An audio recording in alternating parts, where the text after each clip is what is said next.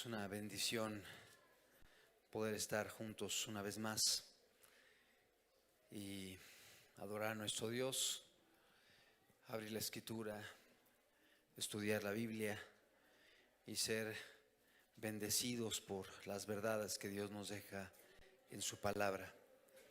Vamos a suplicarle el día de hoy a Dios que Él nos hable, que cada uno de los presentes podamos decirle hoy al Señor que Él pueda hablarnos, que su Espíritu Santo pueda tratar con cada uno de nosotros y que podamos ser ministrados por su presencia. Vamos a orar, vamos a pedirle a Dios que Él nos bendiga.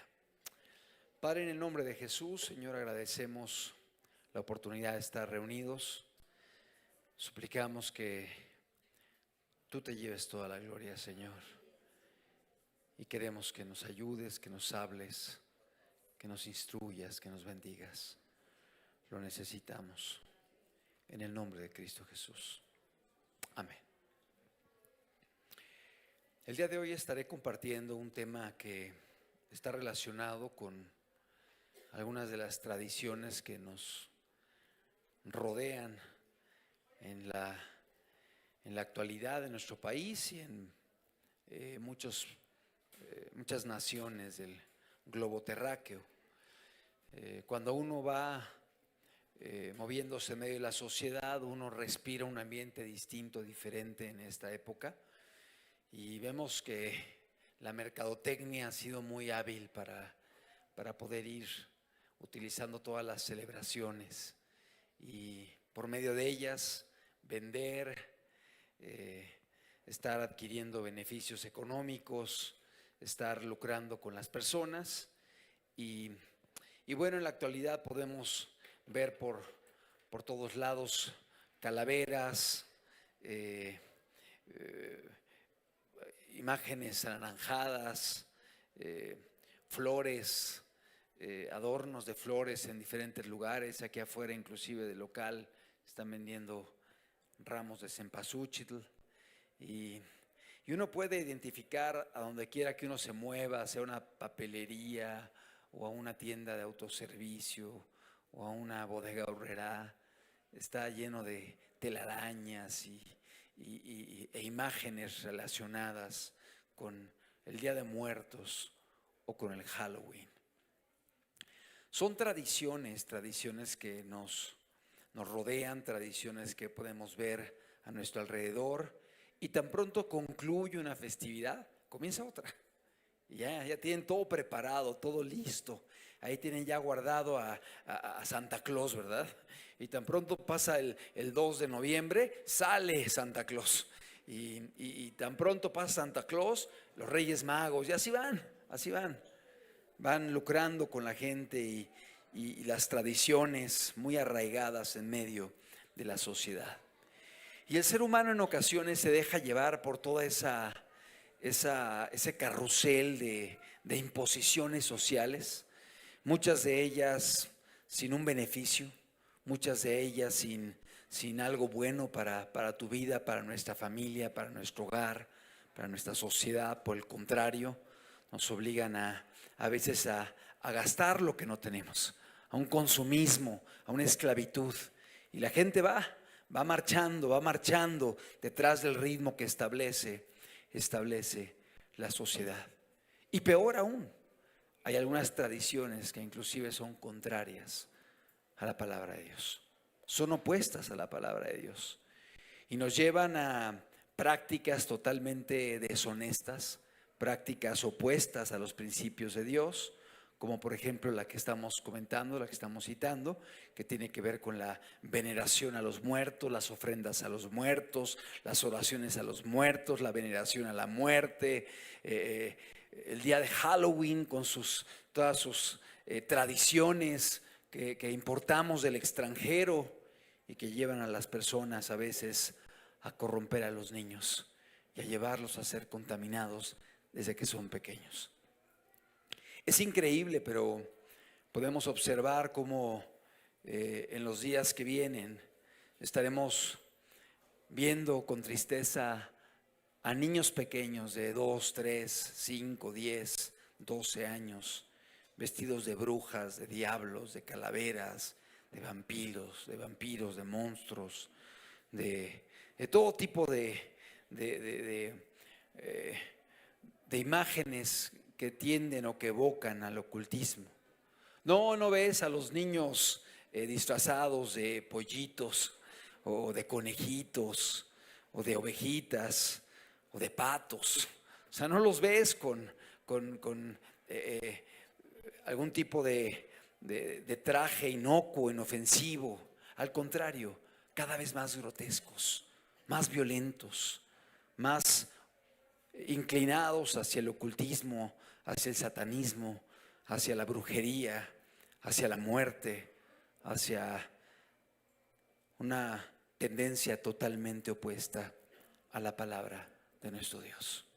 Es lamentable, pero los niños lo hacen de una forma quizá inofensiva, lo hacen pensando en los dulces, lo hacen pensando en hacer lo que en las escuelas te motivan a llevar a cabo, o en la televisión, o en los programas, o en las películas que la gente ve.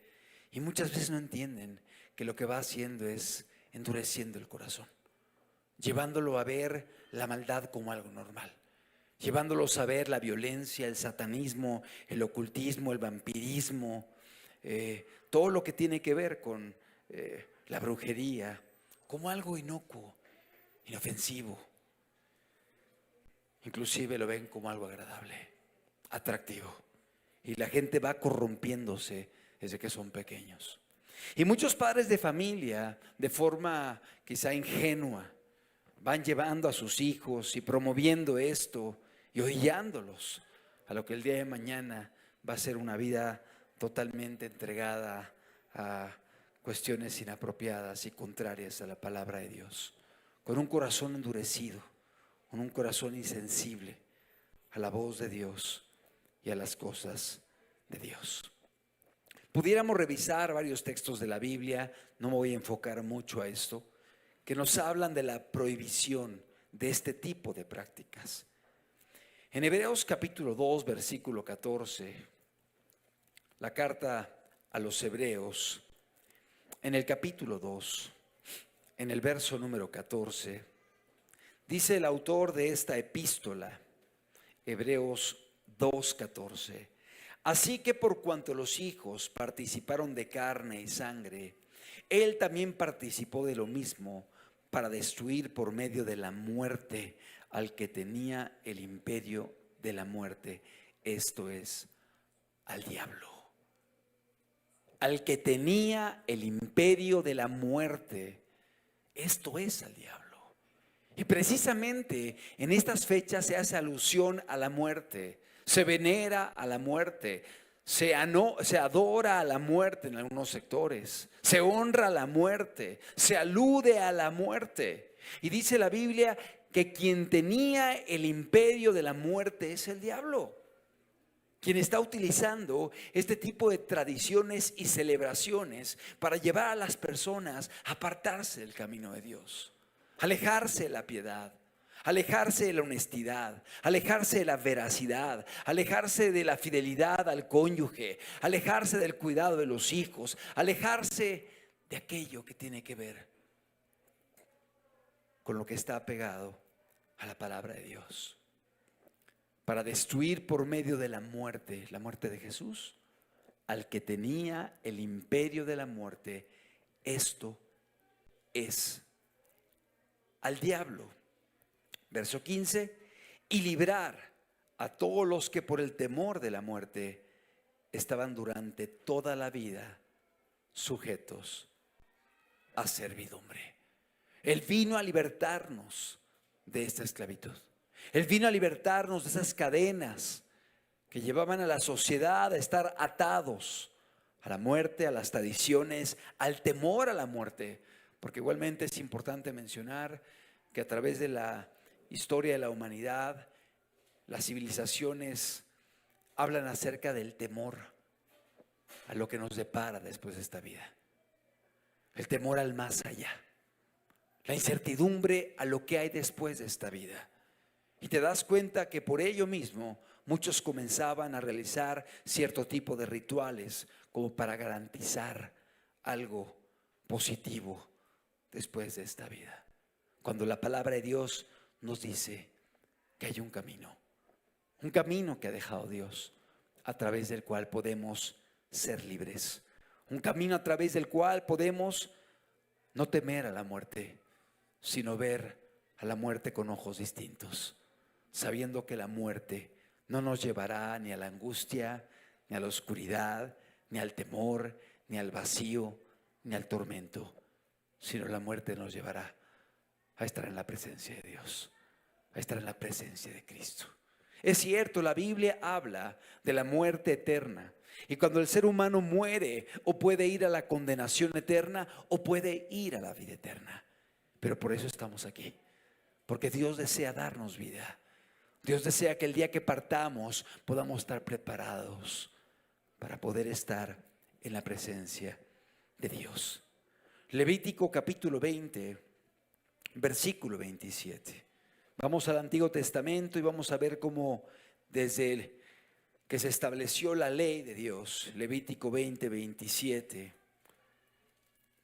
siglos atrás, ya venían prohibiciones con respecto a este tipo de prácticas. Levítico 20, 27. Y el hombre o la mujer que evocare espíritus de muertos, o se entregare a la adivinación, ha de morir, serán apedreados, su sangre será sobre ellos. Nos habla de la ley civil que había en aquella época, que era la pena de muerte ante ciertos pecados, ante ciertos delitos, ante ciertas maldades. Y aquí habla de dos: evocar espíritus de muertos o entregarse a la adivinación. Prohibiciones tajantes en la palabra de Dios. Tristemente, mucha gente en este periodo hace precisamente esto, el estar evocando espíritus de muertos, ofreciendo alimentos, ofreciendo comida, poniendo ofrendas y evocándolos para que vengan, para que cenen, para que coman, para que disfruten de algo, cuando la palabra de Dios nos dice que esto ya no es posible. Deuteronomio 18:9. Otro pasaje del Antiguo Testamento, Deuteronomio capítulo 18, versículo número 9. Dice Dios, y es Moisés hablando Dios hablando a través de Moisés a su pueblo, y dice: cuando entres a la tierra que Jehová tu Dios te da, no aprenderás a hacer según las abominaciones de aquellas naciones, ni sea hallado en ti quien haga pasar a su hijo o a su hija por el fuego, ni quien practique adivinación, ni agorero, ni sortílego, ni hechicero, ni encantador, ni adivino, ni mago, ni quien consulte a los muertos, porque es abominación para con Jehová cualquiera que hace estas cosas. Y por estas abominaciones Jehová tu Dios echa estas naciones delante de ti. Otra vez, prohibiciones claras en la palabra de Dios, prohibiciones de adivinación, prohibiciones de destruir a tu hijo, a tu hija, de corromperlos, de lanzarlos al fuego. ¿Cuánta gente está haciendo esto de forma simbólica, entregándolos al pecado, a la inmundicia, a la inmoralidad, al ocultismo, ofreciendo a sus hijos al fuego? Ni agoreros, ni sortílegos, ni hechiceros, ahí están disfrazándolos de todo esto. Ni encantador, ni adivino, ni mago, ni quien consulte a los muertos. ¿Cuánta gente está transgrediendo los mandamientos que están en su Biblia? Y muchos de ellos se dicen cristianos o que respetan la palabra de Dios. Porque la gente que practica la religión católica dicen que son cristianos, pero muchos de ellos llevan a cabo este tipo de ceremonias sin entender que la propia palabra de Dios que ellos tienen en su casa prohíbe este tipo de tradiciones y de prácticas. Deuteronomio capítulo 26, versículo 14. Deuteronomio 26, 14. Dice la Biblia, es una vez más el Antiguo Testamento: no he comido de ello, ni en mi luto, ni he gastado de ello, estando yo inmundo, ni de ello he ofrecido a los muertos. He obedecido a la voz de Jehová mi Dios, he hecho conforme a todo lo que me has mandado. Está hablando de las bendiciones que Dios le daba a su pueblo y cómo su pueblo las empleaba de forma correcta. Y dice: no he hecho lo incorrecto, no he gastado de ello estando yo inmundo, ni lo he ofrecido a los muertos. Está hablando de las ofrendas a los muertos. Antes he hecho conforme a todo lo que me has mandado. La Biblia es clara en cuanto a la prohibición de la veneración, la adoración y cualquier otra práctica relacionada con la muerte y los muertos. La gente que ha partido, obviamente tenemos un recuerdo de ellos. Hay un aprecio, hay un amor. Han partido dejando quizá una estela de memorias, de duelo, de nostalgia, y mucho más si eran personas cercanas a nosotros, queridas y apreciadas. Es normal eso. Es normal que haya una memoria, que haya un recuerdo. Eso no es pecado. Somos seres humanos y nos dolemos por la gente que ha partido y que caminó antes que nosotros y que un día amamos. Pero de eso a seguir las tradiciones de los pueblos, no es correcto que los cristianos lo hagamos. Hemos hablado ya antes acerca de las tradiciones. Hay tradiciones que no van en contra de la palabra de Dios y no es pecado realizarlas. Por ejemplo, una tradición es a lo mejor algún día recordar la labor de los médicos o de los enfermeros, o quizá el recordar el valor de una mamá o de un padre. Bueno, si un cristiano quiere ir y abrazar a su papá y decirle: te amo, papá, ese día, qué bueno, pero que no lo haga nada más ese día, que lo haga todos los días del año y que lo honre y que lo respete, no solamente ese día, sino cada día. Pero si ese día quiere ir a hacerlo, no va en contra de la palabra de Dios, el amar a un papá o una mamá, el abrazarlos, el agradecerles. Pero hay ciertas prácticas y tradiciones que sí van en contra de la palabra de Dios. Y es importante que aquellas que van en contra de las Escrituras podamos hacerlas a un lado. Tú y yo estamos aquí porque hace 2000 años alguien dio su vida por nosotros. Y sí, alguien murió, pero murió para destruir el imperio de la muerte que estaba en manos del diablo y poder darnos libertad para que podamos ver la eternidad del día de hoy con otros ojos.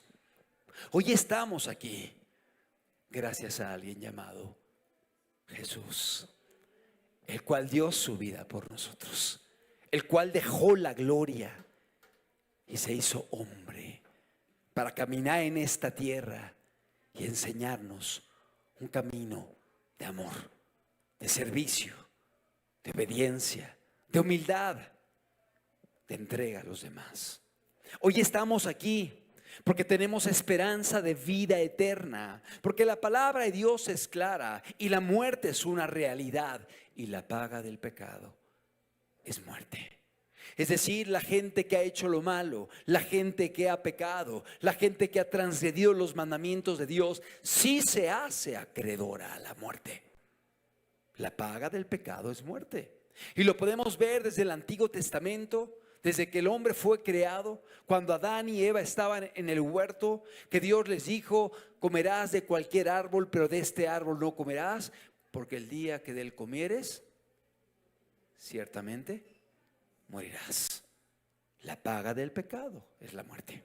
Y la muerte entró a la humanidad precisamente por la desobediencia. Pero no entró para que la adoremos, no entró para que la veneremos, no entró para que hagamos altares a la muerte o convenios con la muerte. Dios no quiere eso. Más bien Dios desea que podamos correr a aquel que nos libra del poder de la muerte, que se llama Jesucristo.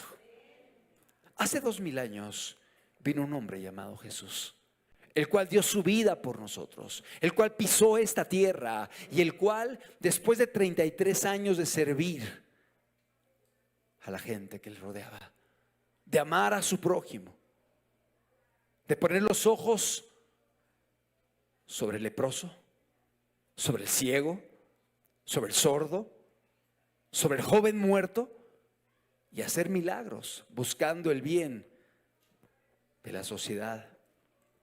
Él dio su vida por nosotros. Él murió. Pero ¿sabes por qué murió?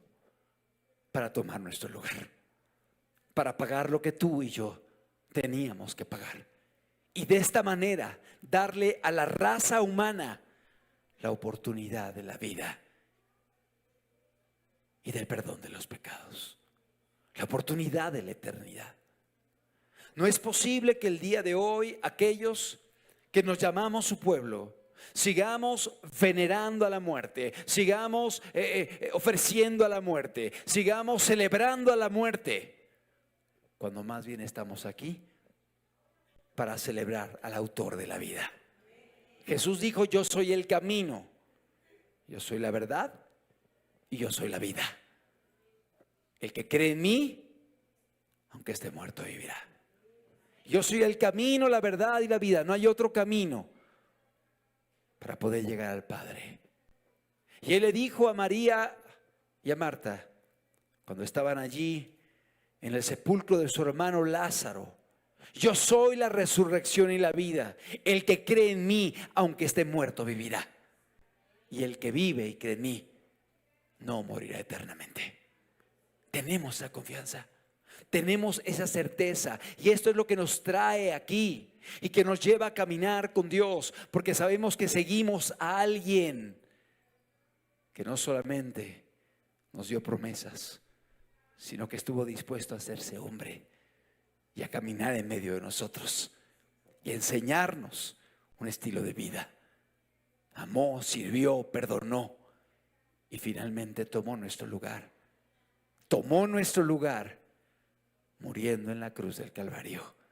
El justo por los injustos.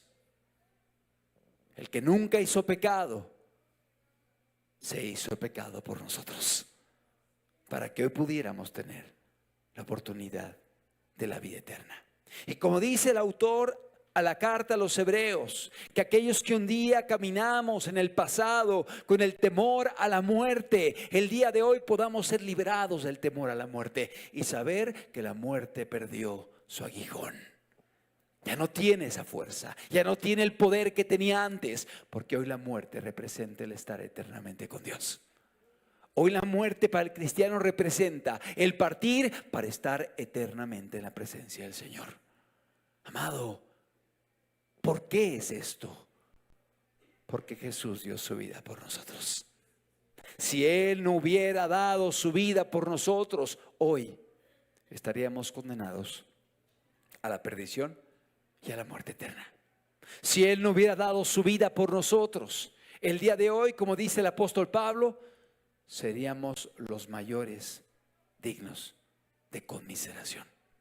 Pero hoy estamos aquí porque hubo uno que estuvo dispuesto a pagar por nosotros y a darnos el día de hoy la esperanza de la vida eterna. ¿Cuántos estamos aquí para celebrar a la vida? Al autor de la vida, al que dijo: yo soy la resurrección y la vida, yo soy el camino, yo soy la verdad, yo soy la vida. Lucas capítulo 24, versículo 1. Lucas 24, 1. Precisamente este pasaje hace referencia a un momento glorioso en la vida de Cristo, cuando Él resucita, cuando Él se levanta de los muertos. Lucas capítulo 24, versículo número 1. En el primer día de la semana. ¿Cuál es el primer día de la semana? ¿Lunes? No, ¿verdad? Domingo. Domingo, lunes, martes, miércoles, jueves, viernes, sábado. Domingo es el primer día de la semana. El primer día de la semana, son domingo, muy de mañana, vinieron al sepulcro trayendo las especias aromáticas que habían preparado y algunas otras mujeres con ellas. Y hallaron removida la piedra del sepulcro. Y entrando no hallaron el cuerpo del Señor Jesús.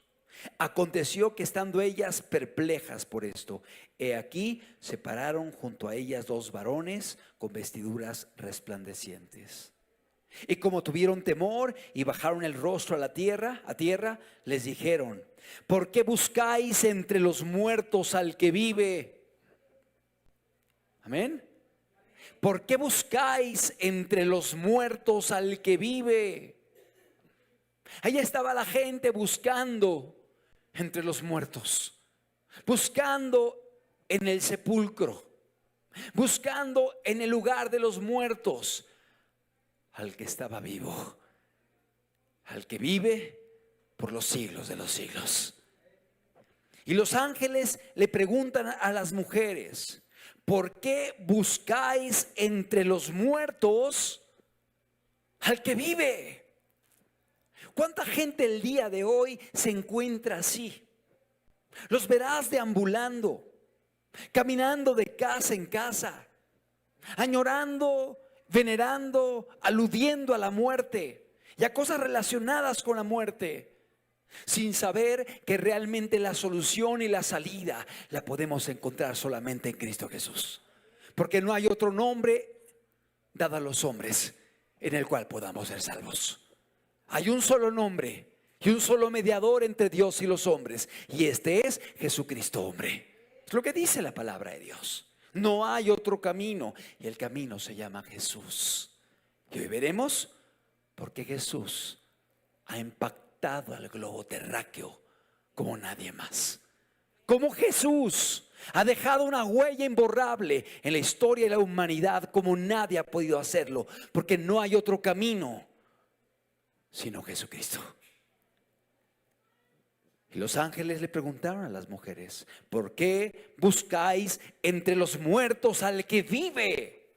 Estaban buscando a Jesús. Traían ahí diferentes menjurjes, pócimas que habían preparado, aloes, etcétera, mirra, para poder untarlos en el cuerpo de aquel que pensaban que estaba muerto. Pero no estaba muerto, Él estaba vivo. Resucitó al tercer día y el día de hoy está sentado a la diestra del Padre, a la diestra del poder de Dios, e intercede por nosotros. ¿Por qué buscáis entre los muertos al que vive? Verso 6, no está aquí, sino que ha resucitado. Acordaos de lo que os habló cuando aún estaba en Galilea, diciendo: es necesario que el Hijo del Hombre sea entregado en manos de hombres pecadores y que sea crucificado y resucite al tercer día. Muchas veces se los dijo, muchas veces les alertó, les adelantó lo que venía. Me van a aprender, me van a torturar, me van a golpear, me van a crucificar, me van a matar. Pero acuérdense, al tercer día me levantaré de los muertos. Al tercer día me levantaré victorioso de la muerte, para que todos pudiéramos tener la certeza de que todas las promesas de Dios son en el sí y en el amén. Podemos confiar, podemos esperar, podemos creer en las promesas de Dios, porque la resurrección es la confirmación de que todo lo que Él hizo es para que tengamos vida, y vida en abundancia. Y los ángeles les dicen: acuérdense, Él les dijo, Él les advirtió, Él les alertó que iba a ser muerto. Pero al tercer día iba a resucitar de entre los muertos. La predicación del día de hoy se basa en este pasaje.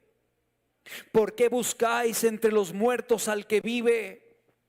¿Por qué buscáis entre los muertos al que vive? El Señor nos llama no a buscar a la muerte, no a venerar a la muerte, no honrar a la muerte, no ofrecer a la muerte, sino poder adorar al que vive y reina, a Jesucristo. Poder respetar, poder buscar, poder honrar, poder adorar a Jesús que vive y reina por los siglos de los siglos. Amado, la muerte es un evento que ha sido cuestionado por muchas personas, la muerte de Jesús. De hecho, algunos inclusive se cuestionan si existió Jesús, cuando pruebas las hay, pero muchas más abundantes que las que hay para Sócrates, las que hay para Confucio, las que hay para Aristóteles. Es decir, hay muchísimas evidencias y pruebas de la existencia de un hombre llamado Jesús y de la historicidad de Cristo. Y la gente no cuestiona a Aristóteles. La gente no cuestiona a Sócrates. ¿Sí será que vivió? ¿No me estarán tomando el pelo? ¿No será que nunca dijo esto Aristóteles o Sócrates? No, la gente lo da por hecho cuando hay pocos documentos que hablan de ellos, que daten de tiempos antiguos. Hay muchísimos más documentos que confirman la historicidad de un hombre llamado Jesucristo. Y la gente el día de hoy lo cuestiona. Y la gente el día de hoy pregunta, ¿será verdad? No se dan cuenta del impacto que ha traído sobre esta humanidad. Me gustaría que pudiéramos poner el título de la predicación. Ya estamos avanzados en ella, pero me gustaría que pudiéramos ponerlo. ¿Por qué buscáis entre los muertos al que vive? No celebrando a la muerte, sino a un Dios que está vivo. No celebrando la muerte, sino a un Dios que está vivo. Si podemos poner la siguiente diapositiva. Quiero hablarte de 10 evidencias. 10 evidencias de la resurrección de Cristo, para que podamos entender cómo la palabra de Dios nos lleva a honrar y adorar al autor de la vida, a Jesús, y jamás, nunca a la muerte. Tenía preparado para que fueran apareciendo una por una, pero creo que salen todas, ¿verdad? O si sale una por una, no, salen todas. Bueno, vamos a ir poniéndolas y quitándolas, ¿no? La primera, la palabra de Dios. La Biblia es un documento, podemos quitarlo. La Biblia es un documento que está comprobado, que tiene fuentes fidedignas. Es un documento que el día de hoy mucha gente cuestiona, pero se han encontrado manuscritos antiguos que vienen a confirmar y a corroborar que la palabra de Dios ha sido preservada fiel, que la palabra de Dios es auténtica, que la palabra de Dios es real. Por ejemplo, hay libros de religiones que te hablan de personajes que nunca fueron confirmados, de lugares que nunca la arqueología descubrió, de eventos que nunca la arqueología confirmó. Pero la palabra de Dios está llena de evidencias que confirman la historicidad de todo lo que está aquí escrito. Existe Sodoma, Gomorra. Está confirmado que hubo un hombre llamado Ciro, Nabucodonosor, David, Salomón, Poncio Pilato. Es decir, los personajes que vemos en la Biblia son personajes históricos que la arqueología misma ha corroborado. Y no solamente la arqueología, sino también reseñas de historiadores no cristianos que confirman la existencia de aquellos que vienen en la palabra de Dios. ¿Sí entendemos? Es un libro que está corroborado, confirmado arqueológicamente, históricamente, por las profecías que fueron dadas. Por muchas razones podemos confiar en la palabra de Dios como algo serio. Bueno, en la palabra de Dios están los 4 evangelios que nos dicen que Jesucristo se levantó de los muertos. 4 testigos históricamente confirmados que nos dicen que hubo un hombre llamado Jesús que se levantó victorioso de la muerte. Pero no solamente están los 4 testigos de los evangelios. La palabra de Dios nos habla de que Jesús se presentó a más de 500 testigos. Y hubo mucha gente que confirmó a Jesucristo resucitado. La palabra de Dios lo dice y lo informa, que hubo mucha gente de aquella época que pudieron mirar con sus ojos a Jesucristo resucitado. Es decir, la propia palabra de Dios es un documento serio, sólido, en el cual pudiéramos tener tranquilidad para confiar. Pero para aquellos que dicen, es la Biblia, hay muchas más evidencias de la resurrección de Cristo. Volvemos a poner, segundo punto, los padres apostólicos. Los padres apostólicos, ese es el segundo punto, los padres apostólicos. Hay muchos documentos que fueron escritos en los primeros 100, 200, 300, 400 años ya después de Cristo. Muchos de ellos son conocidos como los documentos de los padres apostólicos. Está Ireneo, está Policarpo, hay diferentes epístolas de Ignacio, etcétera. Y todas ellas corroboran y confirman que un hombre llamado Jesús se levantó de los muertos y que transformó vidas y que levantó una iglesia.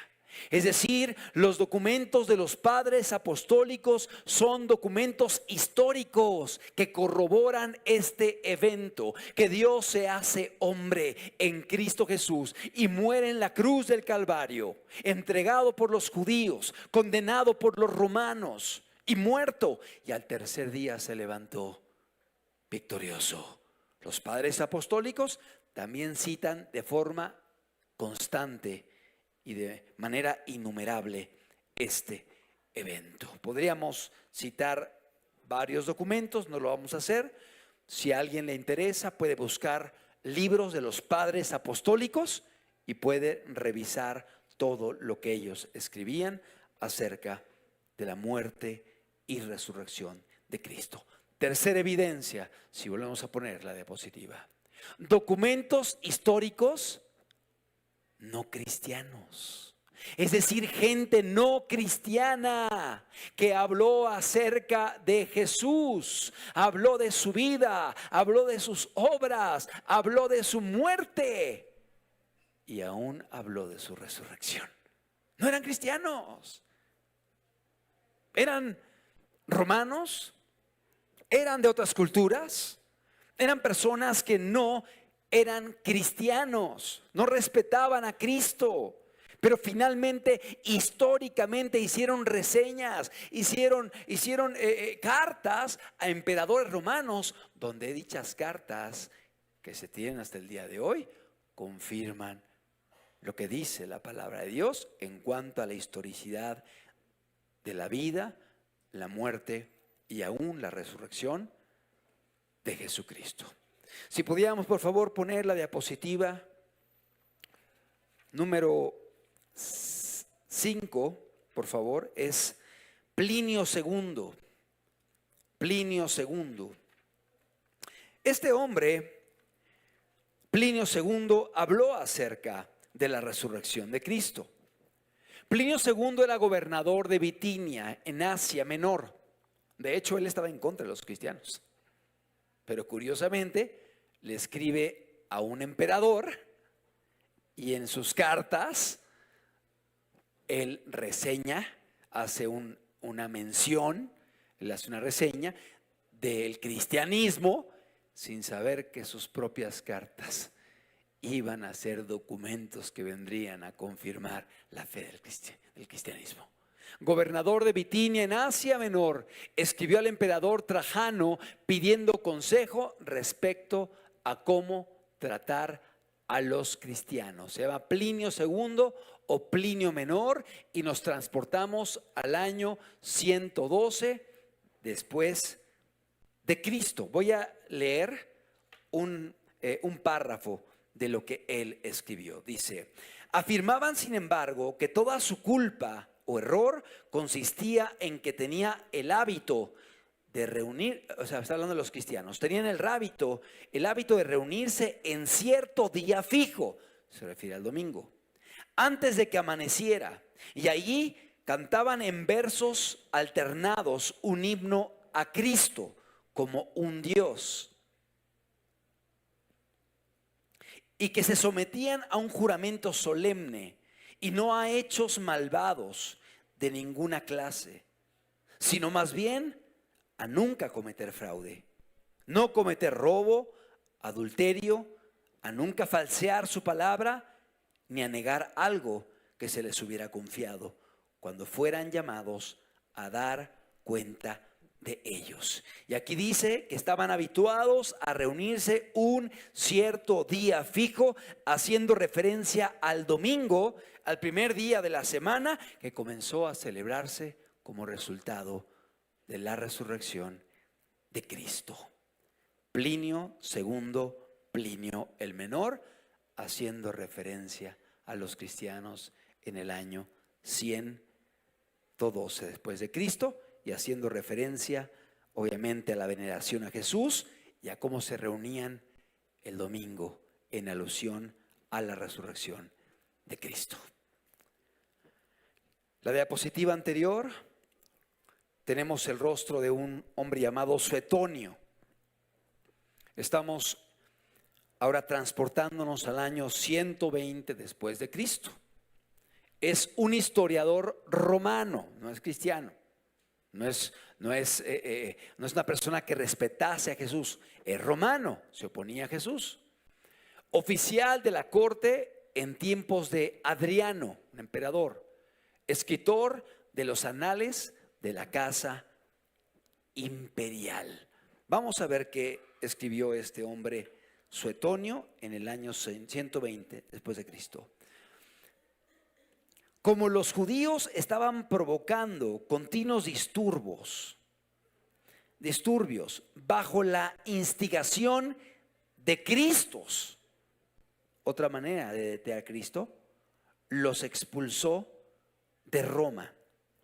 También escribió: el castigo ordenado por Nerón, está aludiendo a un emperador romano, recayó sobre los cristianos, una clase de hombres entregados a una nueva superstición y perjudicial, obviamente refiriéndose a la resurrección de Cristo. Es decir, se entregaron a la creencia, decía él lo manejaba como superstición, lo manejaba como algo no cierto, pero se refería a la resurrección de Jesús, lo cual llevó a las personas a avivar la predicación y a convertirse al Señor.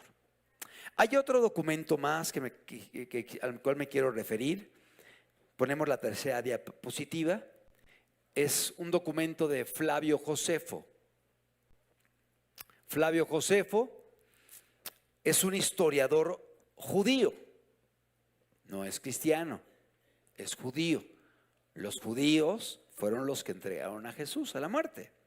Flavio Josefo, historiador judío que llegó a ser fariseo a la edad de 19 años.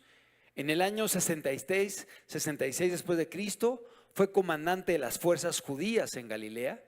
Después de ser capturado, fue anexado al cuartel general de los romanos. Pero él escribió bastante.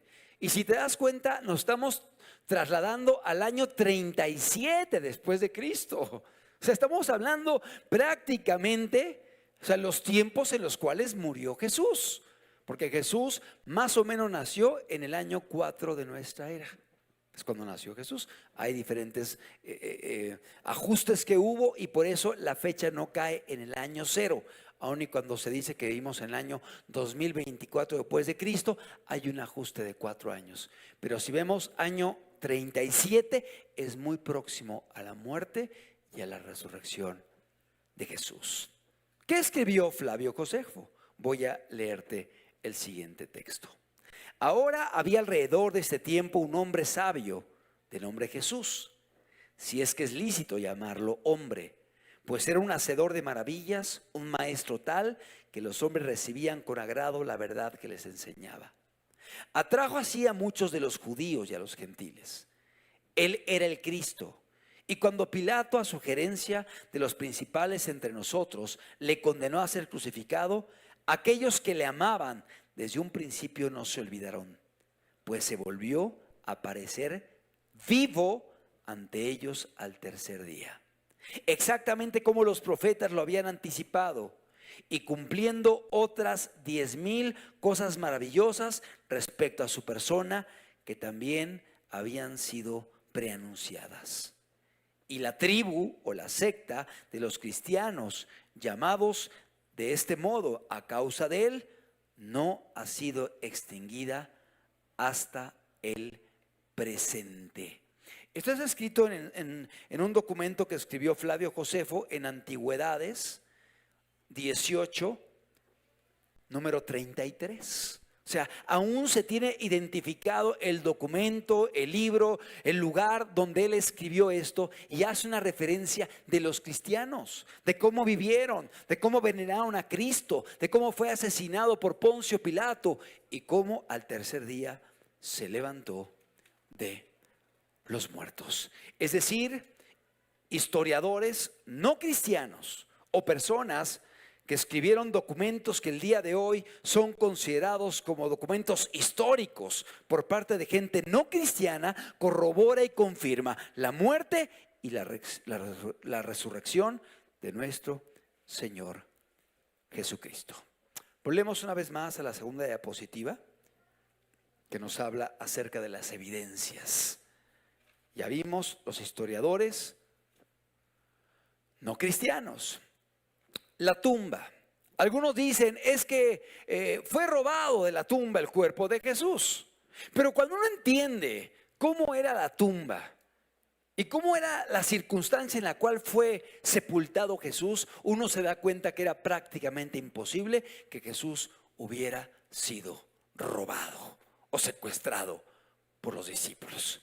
Para empezar, los discípulos estaban aterrados. Cada quien había corrido y había huido. Todos habían abandonado al maestro en medio del miedo. Su maestro había sido crucificado, la muerte más vergonzosa que había en aquella época, la muerte de cruz. Para algunos de ellos esto implicaba una confusión, como diciendo: aquel que teníamos como el Mesías lo han matado, está muerto. Hemos perdido a nuestro maestro, creímos 3 años en él y ahora lo han matado. Se les olvidaba que tantas veces había dicho: me van a matar y al tercer día voy a resucitar de entre los muertos. ¿Cómo era la tumba? Al sacrificarlo fue llevado a un lugar que era una cueva. Ahí fue recostado Jesús. Y enfrente de la cueva fue rodada una gran piedra. Así dice la Biblia, una gran piedra, la cual históricamente se nos dice que ese tipo de piedras tenía que ser removida por varias personas, porque eran piedras grandísimas y muy anchas, que tenían forma como de una llanta, una rueda, y que rodaban para caer exactamente en un pequeño agujero que estaba en la puerta, y caían y entonces cerraban completamente el acceso a la tumba. Es decir, no podía ser movida esa piedra con facilidad, tenía que ser sacada del agujero en el que había caído, y era una piedra muy pesada. Los discípulos estaban aterrados, estaban espantados, habían huido. No solamente eso, la piedra contenía, según los datos históricos, un sello. El sello era un documento, era un pedazo de cera que era colocado con un objeto que impedía que pudiera ser violada la tumba o el sepulcro. Así como el día de hoy ponen los sellos de clausurado y no los pueden romper, porque si los rompen viene una multa. Bueno, era lo mismo. Había como un tipo sello con un poco de un producto de cera, y ese producto de cera tenía impreso un sello del imperio, un sello que solamente tenían las autoridades, que eso imposibilitaba que pudiera ser violentada aquella tumba. Pero no solo eso, como había el rumor de que iba a resucitar, los judíos pidieron que se montase una guardia de seguridad en aquel sepulcro. No fuera a ser que se les ocurriese querer robar el cuerpo de Jesús y después decir que había resucitado. Entonces solicitaron al Imperio Romano que pudieran colocar una guardia de soldados, los cuales estaban armados y estaban preparados para defender a cualquier intruso que pudiera llegar a querer sacar el cuerpo. Obviamente, al ver todo esto, podemos entender que prácticamente era imposible que los discípulos, que estaban espantadísimos, que habían huido, que estaban escondidos de hecho, porque tenían temor de que los judíos los aprendieran también a ellos, se hubieran atrevido a ir por el cuerpo de Jesús. Es decir, el saber cómo es la tumba es una evidencia de que la resurrección es un evento sobrenatural que Dios permitió. Seguimos con el siguiente punto. Los lienzos y el sudario. Los lienzos y el sudario. Dice la palabra de Dios que Pedro y Juan corrieron a la tumba y llegaron y vieron los lienzos. Y dice que cuando vieron, creyeron. Según los documentos originales del griego del Nuevo Testamento, cuando dice que vieron los lienzos y el sudario en su lugar, se refiere a que los lienzos que habían rodeado el cuerpo de Jesús, ahí estaban. Y el sudario que había rodeado su cabeza, ahí estaba. Pero ya no estaba el cuerpo. Es decir, estaba como un capullo vacío. Ahí estaba todavía. Cuando llegaron encontraron la puerta removida, porque dice la escritura que un ángel removió la puerta, esa piedra. Y cuando ellos se introducen y se asoman, ven los lienzos acomodados con la forma, se sobreentiende, del cuerpo. Y el sudario aparte, que llevaba en la cabeza, pero estaban huecos. O sea, no había nada adentro. Estaba vacío. Y dice la palabra que cuando Pedro se asomó, creyó. O sea, al ver eso le impactó tanto que dijo, no está muerto, ha resucitado. Igualmente, Pedro y Juan se encontraron a las mujeres, las cuales dieron testimonio de que habían visto a Jesús resucitado. Y esto fue lo que los llevó a correr y anunciar la resurrección de Cristo. Seguimos revisando datos para entender que hay evidencias de este evento. El silencio de los enemigos es otra prueba muy importante acerca de la resurrección de Cristo. Porque los enemigos pudieron haber hablado. Ellos pudieron haber dicho, no es cierto, no resucitó. Es una mentira. Y si es una mentira, pues simplemente quito la piedra y enseño el cuerpo de Jesús. Y se hubiera acabado todo. Generalmente, las grandes como confabulaciones religiosas, cuando moría el líder, estas venían para abajo y se acababan, fenecían, terminaban. Aún la palabra de Dios nos dice por boca de Gamaliel, déjenlos, si no es de Dios, se va a acabar esto, pero si es de Dios, no nos hallemos peleando en contra de Dios. Y entonces, aquí acontece lo contrario. En lugar de que feneciera a la iglesia de Dios, pasó todo lo opuesto. Y esto ante el silencio de los enemigos.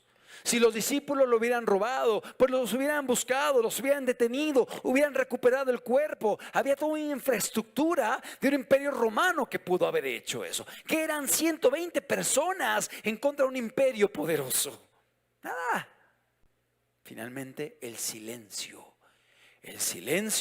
de los adversarios fue una evidencia de que algo sobrenatural había acontecido en aquella época que había dejado pasmada a toda la sociedad. Todos estaban espantados, estaban anonadados. Algo sobrenatural había acontecido. Habían matado a Cristo. La tierra había temblado. El sol se había ocultado. Y ahora al tercer día, la gente decía: lo vi, encontré a Jesús. Las mujeres testificaban, la tumba estaba vacía. Por todos lados había un gran alboroto y todo indicaba: no está muerto, ha resucitado. No busquen entre los muertos al que vive. Es decir, el silencio de los adversarios es una prueba muy importante de la resurrección de Cristo. Si ponemos, por favor, la diapositiva número 4. Perdón, la diapositiva número 6. El doctor A.M. Fairbairn, teólogo de la Universidad de Oxford, en su libro Estudios sobre la vida de Cristo, él dice lo siguiente: el silencio de los judíos es tan significativo como el discurso de los cristianos. O sea, por un lado la predicación, por un lado la gente predicando, hablando de Cristo. Él se levantó, Él resucitó, Él está vivo. Era impactante. Pero por otro lado, la gente callada, el silencio de los judíos, los cuales estaban espantados por todo lo que estaba aconteciendo. Este doctor, teólogo de Oxford, dice: el silencio de los judíos es tan significativo como el discurso de los cristianos. Claro, es una corroboración, una confirmación de este evento. Son señales que indican: es una realidad. Volvemos una vez más a nuestra segunda diapositiva: el silencio de los enemigos. Y el siguiente: el establecimiento del domingo, el establecimiento del bautismo en agua, el establecimiento de la cena del Señor. Son tres prácticas que lleva a cabo hoy la iglesia a nivel mundial, que antes no se llevaban a cabo. ¿Y por qué se realizan? Se realizan porque no está muerto, sino que ha resucitado. Es decir, el día de hoy el bautismo se lleva a cabo porque es la evidencia de la muerte y la resurrección. De así que como Cristo murió y fue sepultado y se levantó victorioso de los muertos, Él también nos resucitará en el día postrero. Es decir, el bautismo es un resultado precisamente de lo que aconteció en aquella época, de que Cristo se levantó de los muertos. La cena del Señor es una celebración que realiza la iglesia a partir de esa fecha. No se hacía antes y se realiza a partir de esa fecha. Es decir, poco tiempo antes Jesús la establece con los discípulos y se realiza en conmemoración a la muerte de Cristo hasta que el Señor venga. ¿Por qué? Porque tiene fe en aquel que dio su vida y se levantó de los muertos.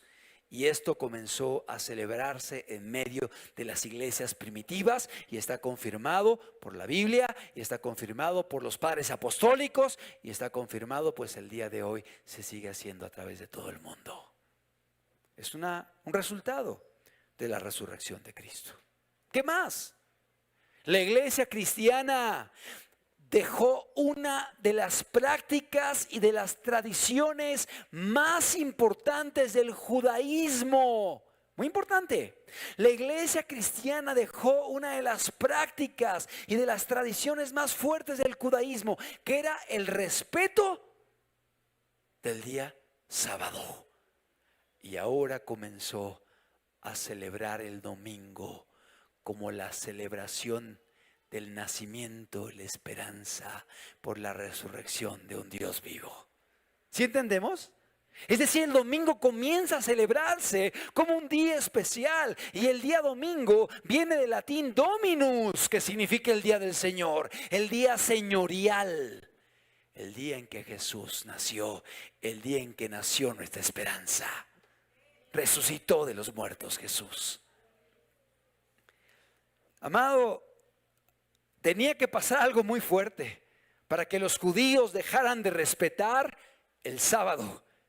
Y ahora los judíos cristianos empezaran a respetar el domingo. Y tú puedes verlo en el Nuevo Testamento. Y lo puedes ver a través de las cartas paulinas, que los cristianos se reunían el día del Señor, el primer día de la semana, el día domingo, a partir el pan. Es decir, a tomar la cena del Señor y a celebrar a un Dios vivo. Y no solamente en la Biblia lo ves, sino en los primeros años, a través de los documentos de los padres apostólicos, tú puedes ver como dice, no celebrando ya más el sábado, sino celebrando el domingo, porque ahí resucitó nuestra esperanza. Es decir, el domingo, el cambio del día, es una evidencia fuertísima que vino como resultado de la resurrección de Jesucristo. La siguiente, volvemos a poner la diapositiva número 2 para que sigamos viendo las evidencias. Ya vimos la Biblia, padres apostólicos, documentos históricos no cristianos, el entender cómo estaba la tumba y que era imposible que lo robasen o pudieran haberlo presentado simplemente y se acababa todo. Los lienzos y el sudario, el silencio de los enemigos, el cambio del día, el domingo, el bautismo, la cena del Señor. Otra evidencia más, el cambio de los discípulos. Tú puedes ver a los discípulos, cómo terminan los evangelios, con los discípulos espantados, los discípulos huyendo, los discípulos traicionando a Jesús, los discípulos mintiendo y negando a Cristo, los discípulos en medio del miedo, escondidos por temor a los judíos. Y le das vuelta unas páginas y empiezas a leer el libro de los Hechos y ves otra iglesia. Una iglesia fervorosa, una iglesia que predica, una iglesia que impacta, una iglesia que lleva a miles a los pies de Cristo, una iglesia que hace milagros, una iglesia que nada la para, ni las prisiones, ni las cárceles, ni el martirio. ¿Qué pasó? Que vieron a Cristo resucitado. Eso fue. O sea, no hay otra evidencia, no hay otra prueba. O sea, no hay otra cosa que pudiera haber cambiado de tal magnitud a un pueblo que estaba temeroso, escondido, lleno de miedo, confundidos inclusive, dudando. Pero de pronto, cuando vieron que al tercer día se levanta victorioso aquel que había hablado y anticipado y dicho, me van a matar, pero acuérdense de esto, al tercer día me levantaré de los muertos. Y cuando eso acontece, y Jesús se presenta delante de ellos y le dice a Tomás, Tomás, mete tu mano y tócame, toca las heridas y no seas incrédulo sino creyente. Y Tomás se postra y dice, creo, Señor mío y Dios mío. Qué hermoso, ¿no? Señor mío y Dios mío. Así le dijo Tomás a Jesús. Claro, él estaba reconociendo quién estaba delante de él, que era Dios hecho hombre, Dios el Hijo, viniendo a la tierra a darnos una esperanza de vida eterna.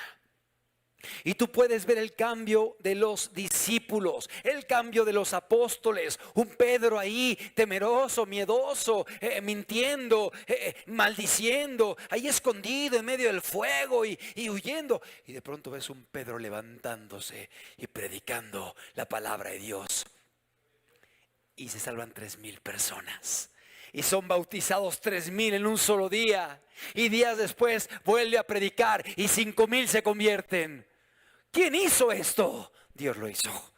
Pero ellos vieron a un Cristo vivo, un Cristo resucitado. Algo había impactado de tal forma sus vidas que no eran los mismos. Algo los había transformado. Nada los paraba. ¿Sabes algo?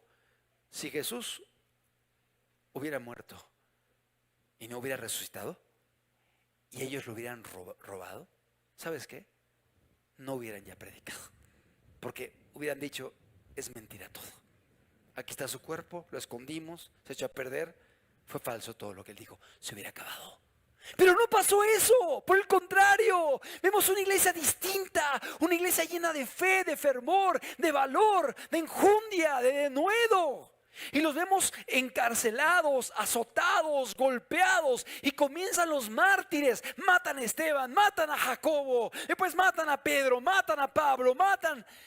Casi todos los apóstoles murieron martirizados. Y hoy la iglesia de Cristo, la iglesia nominalmente cristiana, es la mayor que hay en el globo terráqueo. ¿Una mentira? No, no es una mentira.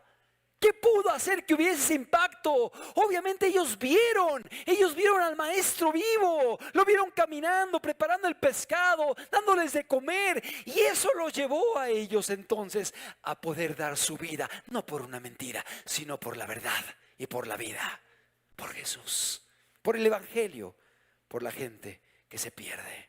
Es decir, el cambio de los discípulos, el cambio de los apóstoles es otra evidencia contundente de que lo que dijo Cristo se cumplió.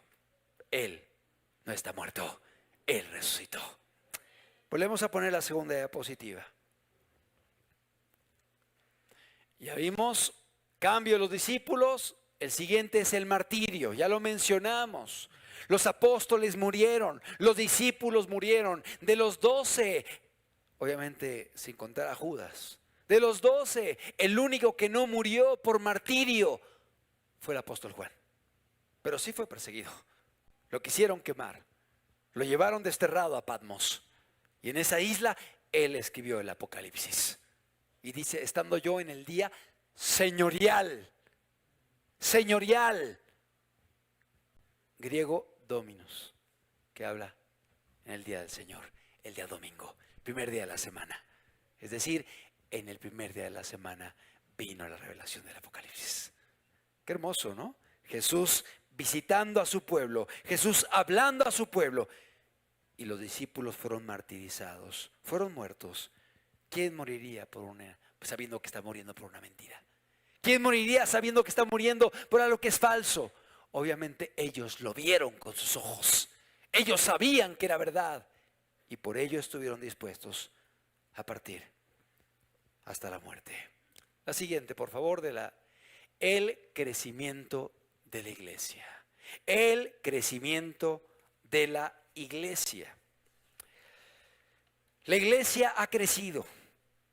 Y la iglesia se ha manifestado de tal forma en el mundo, a nivel mundial, que es una prueba de que Jesús es real, de que Jesús está vivo, de lo que Él predicó es verdad y no es mentira. Vamos a poner la diapositiva número 9, Dr. James Norman Anderson, y luego ponemos la siguiente. Son diapositivas. Una de ellas está un poco desfasada, pero de todos modos la quiero poner. Dice Dr. James Norman Anderson. Creo que dos anteriores a la que pusiste. Dr. James Norman Anderson, que es abogado de la Universidad de Cambridge. Él dice, la mayoría de los primeros cristianos eran de formación judía. Estaban apegados a la celebración del día sábado. Eran parte del fanatismo de aquella época y de repente nos dice la historia que en lugar de celebrar los sábados, empezaron a celebrar los domingos. Y esto nos llega a nosotros hasta hoy. Un abogado de la Universidad de Cambridge, estudioso de la historicidad de la Biblia, Dr. James Norman Anderson. La siguiente, por favor. Un juez supremo de Inglaterra, ante todas las pruebas que hemos comentado y otras más que la historia nos deja, él dice lo siguiente, se llama Lord Darling. Es un juez supremo, una persona que está dedicada a hacer litigios, a hacer juicios, a analizar pruebas, a analizar evidencias. Él dice lo siguiente, en cuanto a la resurrección de Cristo, no es un asunto de mera fe, pues existe una evidencia tan aplastante, positiva, negativa, factible y circunstancial, que ningún jurado inteligente en el mundo dejaría de expresar el veredicto de que la historia de la resurrección es cierta. Qué hermoso, ¿no? Es un juez, una persona dedicada a esto, a llevar a cabo juicios. Está diciendo ningún jurado inteligente, ningún jurado honesto, ante todo el bagaje de pruebas, evidencias, constancias, pudiera decir, es falsa la resurrección.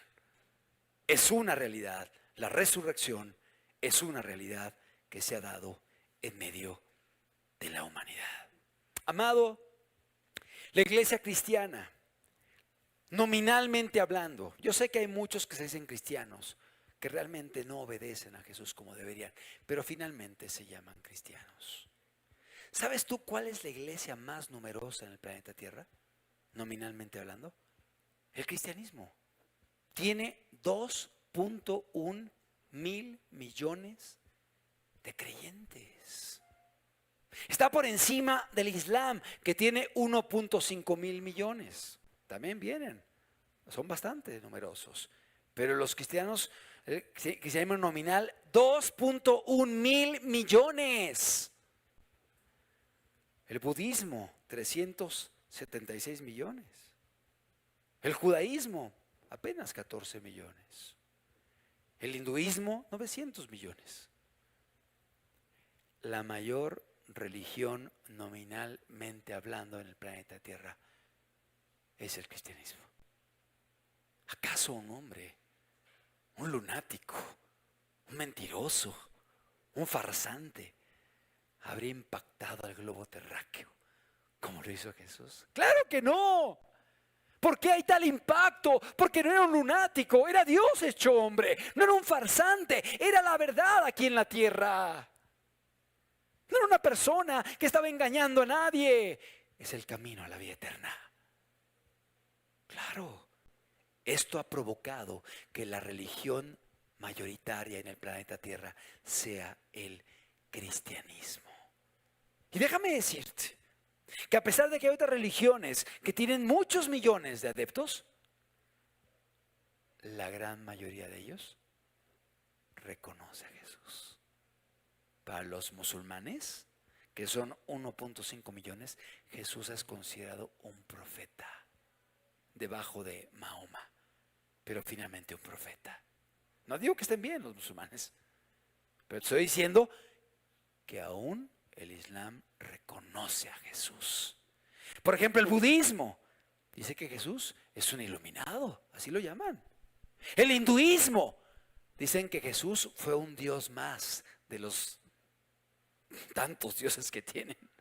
No que estén bien, sé que están confundidos, que están errados, que están equivocados, pero ¿por qué te digo esto? Porque finalmente reconocen a Jesús. Aún en el judaísmo, la gente sabe que hubo un hombre llamado Jesús.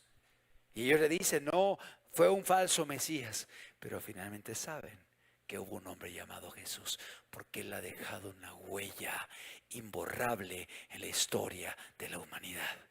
Y hoy vivimos en el año 2024 después de Jesucristo, según el calendario nuestro, ¿sí? Porque ha dejado esa huella que no dejó ningún otro personaje del mundo occidental. ¿Una mentira? Claro que no. Era Dios visitando a esta tierra. Era Dios viniendo a la tierra para darle a la raza humana una oportunidad de vida.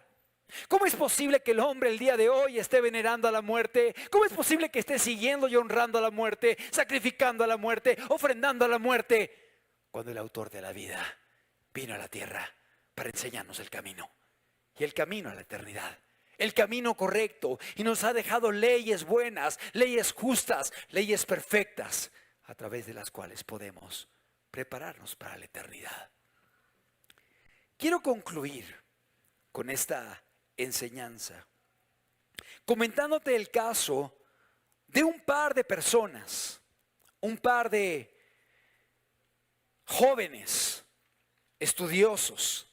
Si podemos poner ahora sí la diapositiva de George Littleton y Gilbert West.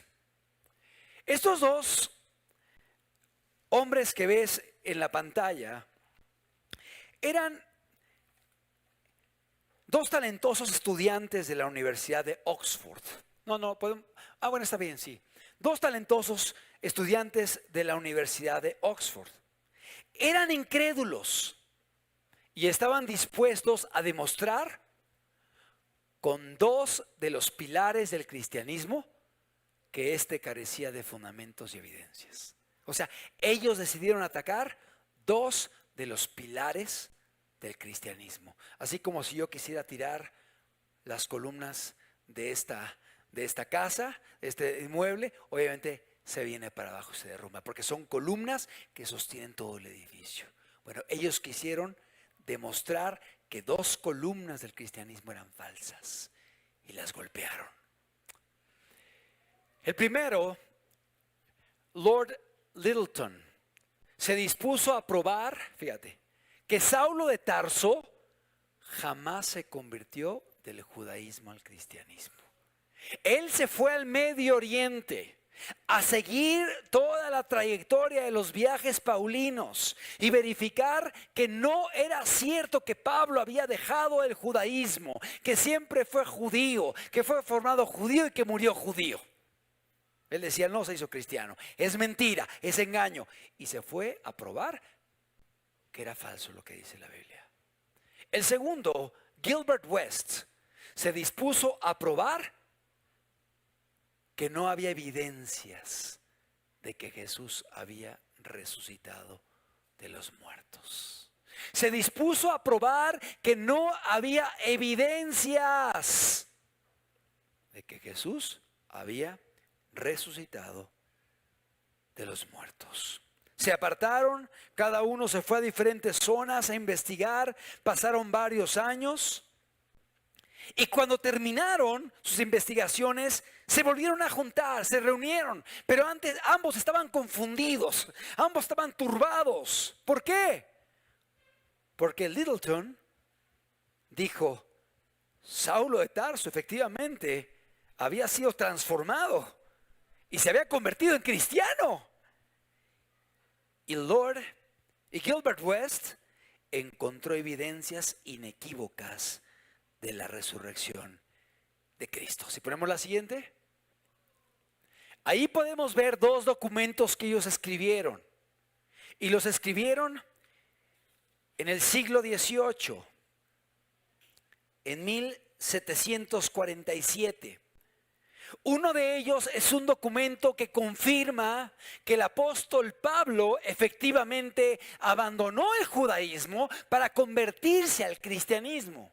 Un documento de un estudio exhaustivo del apóstol Pablo. Y el segundo es un documento que se titula Evidencias de la resurrección de Cristo.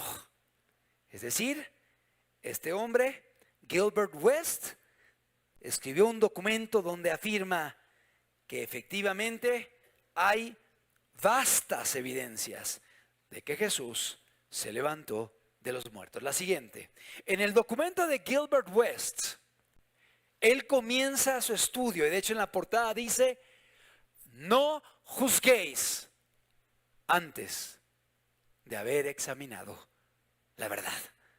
Así comienza su análisis. No juzguéis antes de haber examinado la verdad. En su obra, Observaciones sobre la historia y evidencias de la resurrección de Cristo. Así se llama el libro y el documento que él escribió después de haber dedicado tiempo a poder atacar uno de los fundamentos del cristianismo, que es la resurrección, y el otro a atacar la vida del apóstol Pablo. Amado, tanto el uno como el otro finalmente rindieron su vida a Cristo, reconociendo que era real lo que dice la Biblia. ¿Y por qué acontece esto? Porque Jesucristo es verdadero. Y porque Él efectivamente vive y reina. Y Él se revela, es decir, se manifiesta a aquellos que le buscan con un corazón sincero. Aquellos que le buscan con un corazón honesto.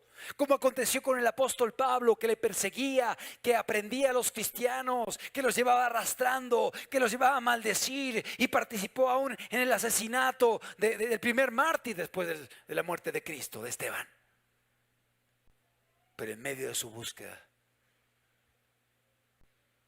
él se topó con Jesús. Él se topó con Jesús y le dijo: Saulo, Saulo, ¿por qué me persigues? Dura cosa te es dar cosas contra el aguijón. Ya deja de patear el aguijón. Te estás lastimando.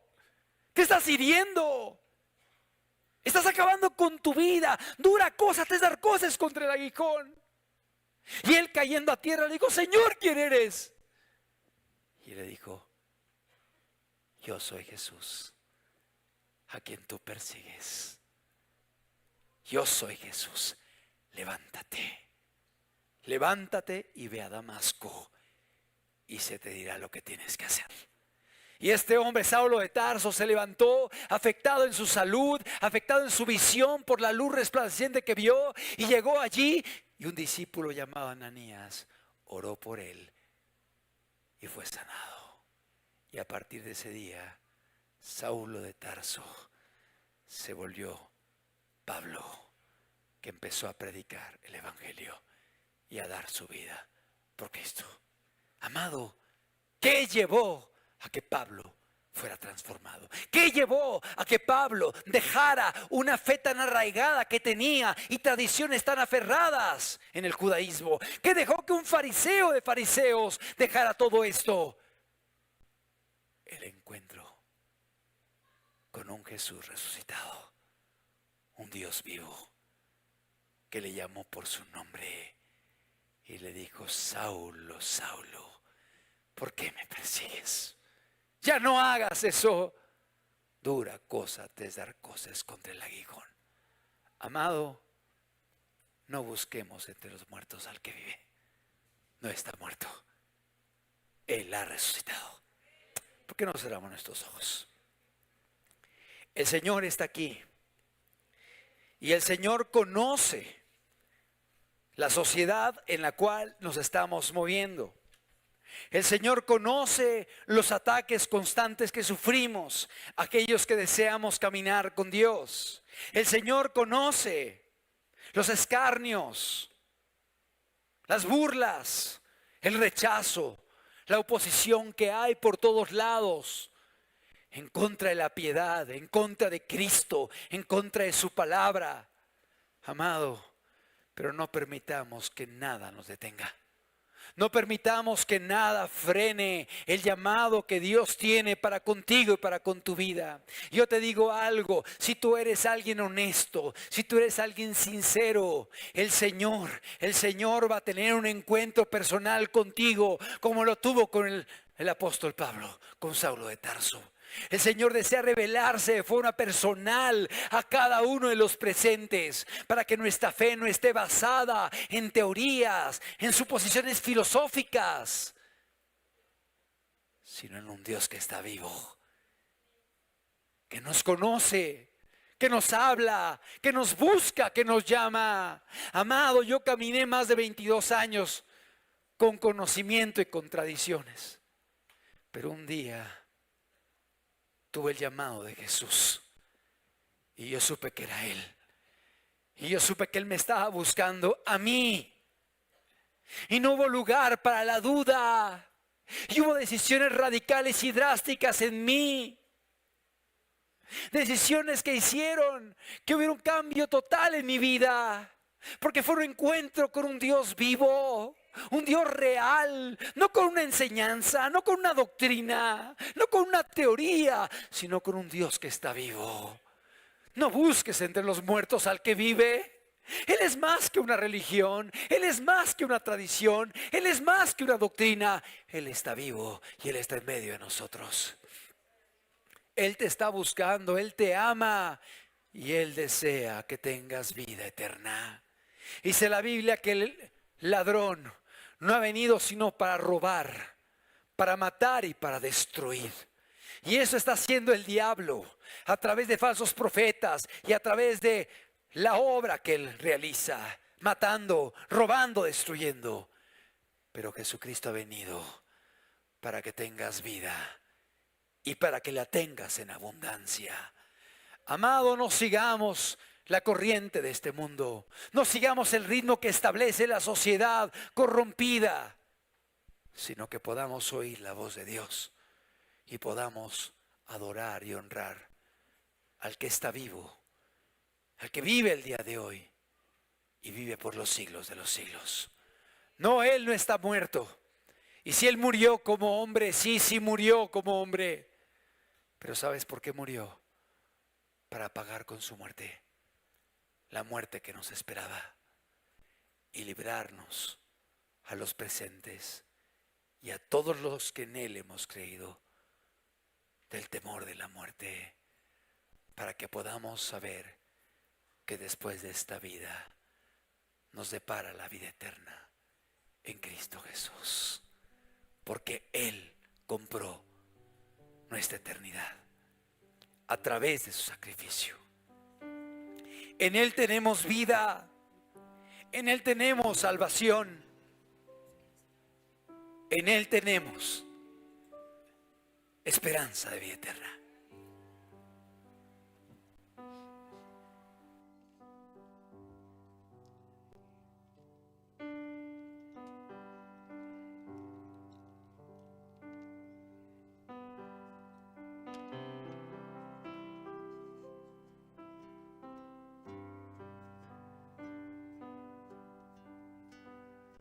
El Señor está aquí. El Señor está en medio de nosotros.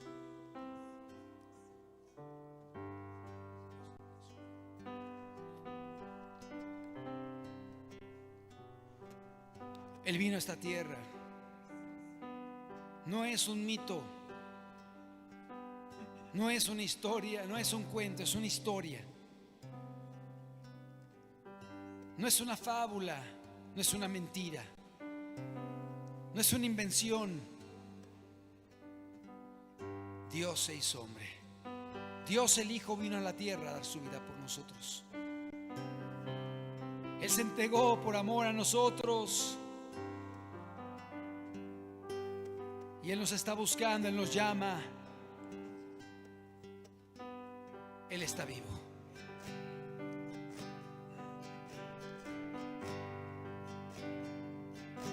Adora al que vive por los siglos de los siglos. Adora al autor de la vida que se llama Jesucristo. Y no solamente adóralo, ríndele tu vida. Entrégale tu corazón. Porque Él te está buscando, Él te ama, Él te conoce. Él está en medio de nosotros. Dios envió a su Hijo. Te llamaban Cristo. Vino para amar, salvar y perdonar.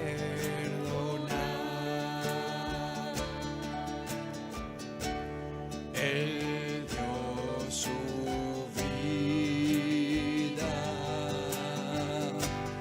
por salvar la mía. Su tumba vacía está para probar que vive. Dios envía a su Hijo.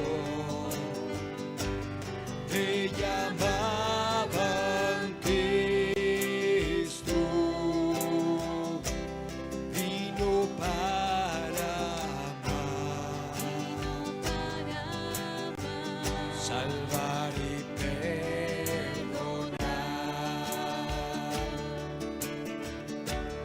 Él dio su vida por salvar la mía. Su tumba vacía está para probar que vive Él, porque vive Él, puedo vivir mañana, porque vive Él. Hay más temor, hay más temor, porque yo sé que en sus manos tiene el futuro. Su tumba vacía está para probar que vive, porque vive Él, puedo vivir mañana, porque vive Él. No hay más temor, porque yo sé que en sus manos tiene el futuro. Su tumba vacía está para probar que vive Él. ¿Cuántos creemos que Jesús vive? ¿Cuántos podemos adorarle? ¿Cuántos entendemos que Él vino a dar su vida por nosotros, a morir por los pecadores? No vino por los sanos, no vino por los buenos, Él vino por nosotros.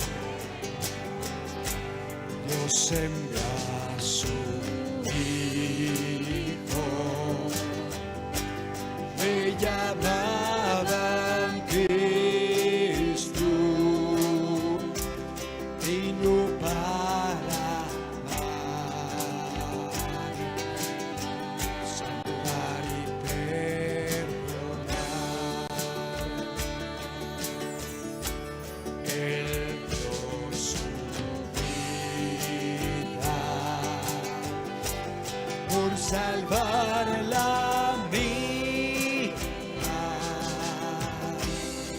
Su tumba vacía está para probar que vive Él, que vive Él, puedo vivir mañana, porque vive Él. No hay más temor, porque yo sé que en sus manos tiene el futuro. Su tumba vacía está para probar que vive, porque vive Él, porque vive Él, puedo vivir mañana, porque vive Él. No hay más temor, porque yo sé que en sus manos tiene el futuro. Su tumba vacía está para probar que vive Él, porque vive Él, porque vive Él,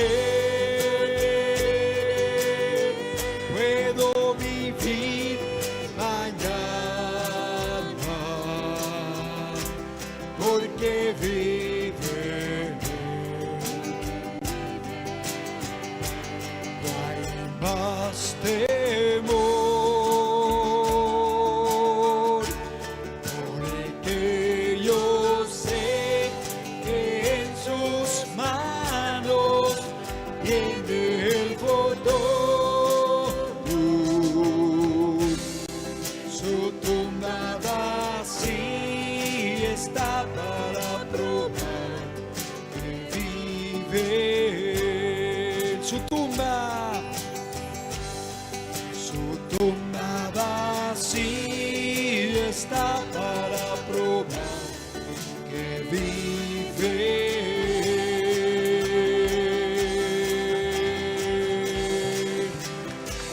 Él vive.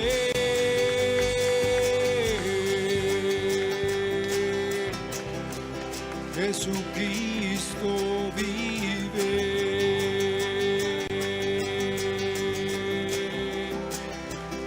Él está vivo.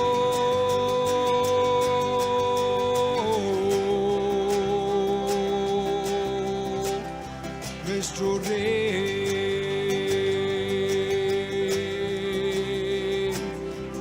y Salvador.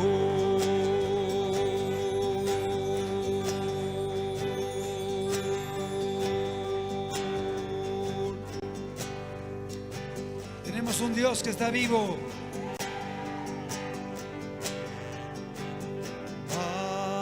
Majestad, gloria a su majestad.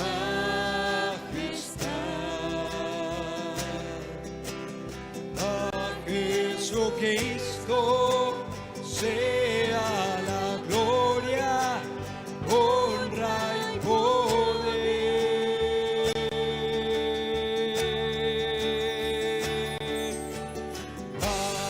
Majestad, Rey de autoridad,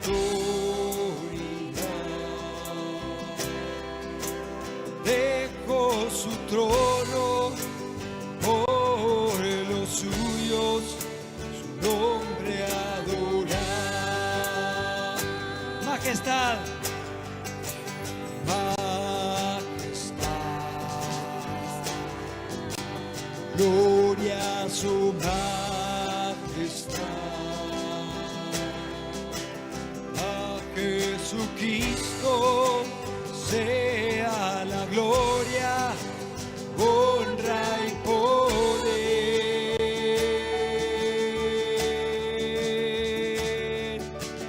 Majestad, Rey de autoridad, dejó su trono por los suyos, su nombre adorar.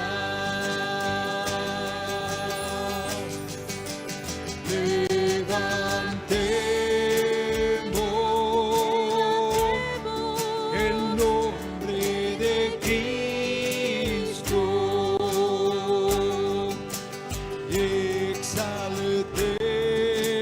exaltemos a Jesús el Rey.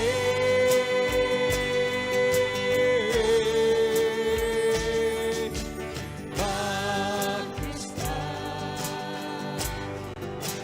gloria a su majestad. Al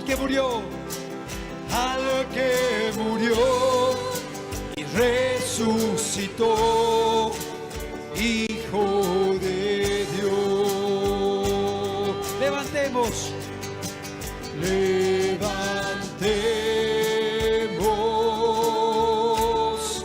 el nombre de Cristo y exaltemos a Jesús el Rey.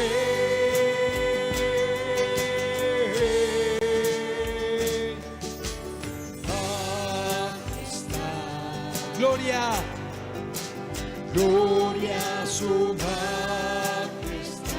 Al que murió, al que y resucitó,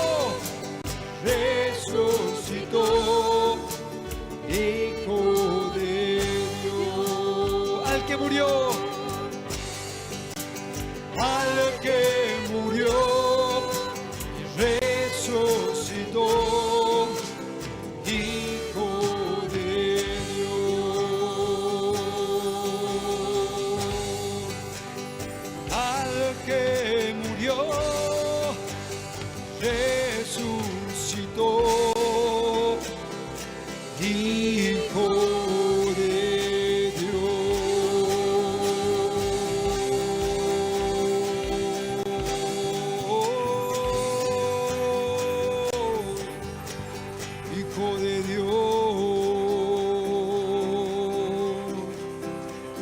Jesucristo.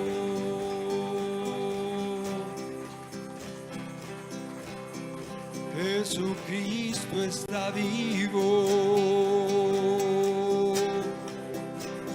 Hoy y por los siglos de los siglos. Digno de gloria.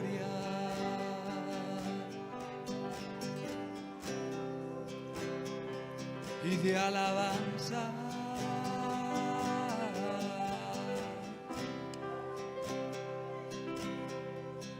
Precioso Jesús,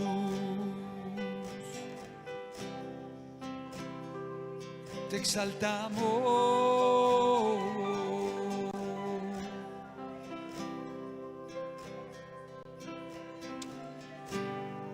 Yo soy la resurrección y la vida. El que cree en mí, aunque esté muerto, vivirá. Y el que vive y cree en mí no morirá eternamente. ¿Crees esto? ¿Crees esto? Preguntó Jesús a Marta. ¿Crees esto?